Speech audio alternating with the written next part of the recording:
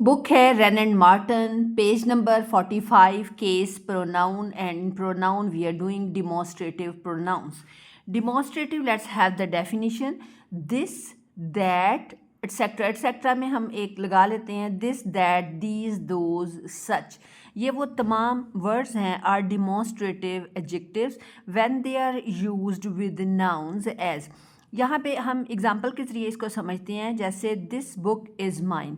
अब ये जो दिस है, ये दिस का यहाँ पे फंक्शन क्या है कि ये नाउन के साथ एसोसिएट हुआ और इसने नाउन को पॉइंट आउट किया. ठीक है, दिस नाउन के साथ लगा और इसने नाउन को पॉइंट आउट किया, नाउन की तरफ इशारा किया. दिस बुक इज़ माइन, यहाँ पे दिस जो है वो हमारा बन गया डिमॉन्स्ट्रेटिव एडजेक्टिव, यानी इसने डिमॉन्स्ट्रेट किया, यहाँ पे इजहार किया नाउन के बारे में.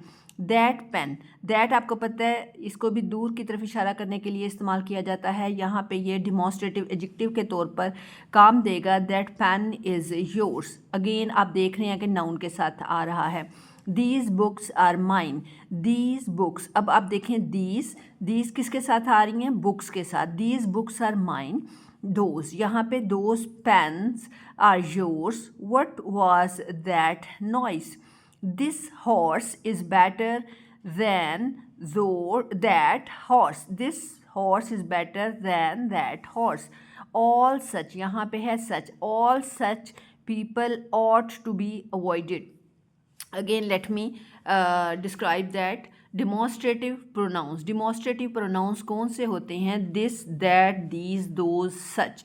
These are all called demonstrative pronouns और इन्हें एडजेक्टिव्स एक्चुअली का किरदार अदा करते हैं when they are used with nouns, यानी कि जब ये नाउन के साथ लग गए तो हम इनको एडजेक्टिव्स भी कहेंगे.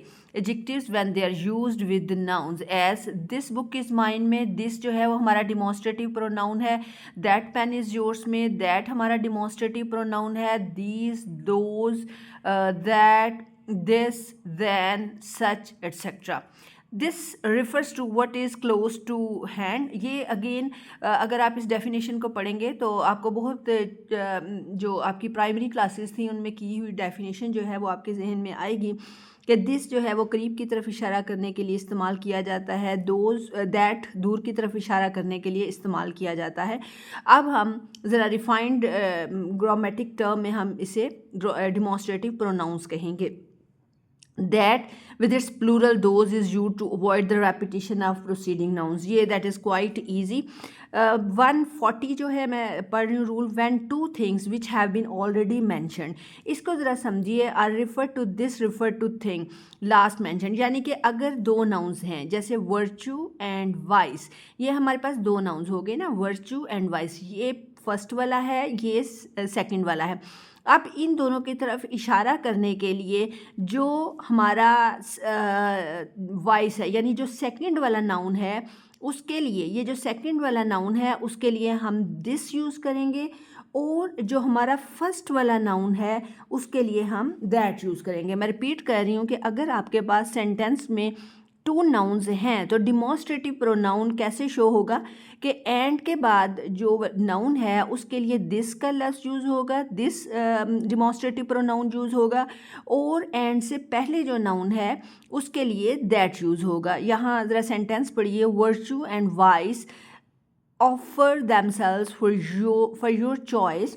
यहाँ पे दिस जो है वाइस के लिए है, लीड्स टू मिजरी. दैट जो है वर्चू के लिए है, टू हैप्पीनेस. That's all.